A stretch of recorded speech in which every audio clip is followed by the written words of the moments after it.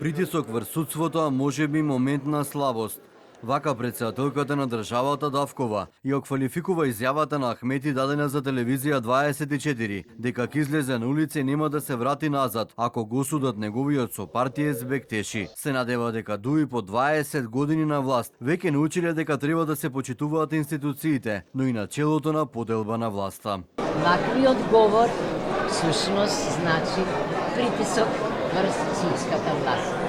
Не сакам да давам оценка на квалификацијата, веројатно е момент на слабост или не сакам да речам момент на искреност, но верувам дека 30 години потоа, а особено и дуи 20 години потоа во власта, ние треба да го почитуваме начинот на поделба на власта и партиите треба да се држат настрана.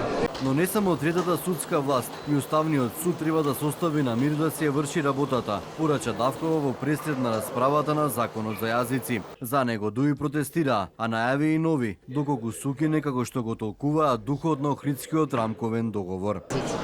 Не смееме однапред да предвидуваме како ќе одлучи Уставниот суд. Од кои причини, од истите како и за редовното судство.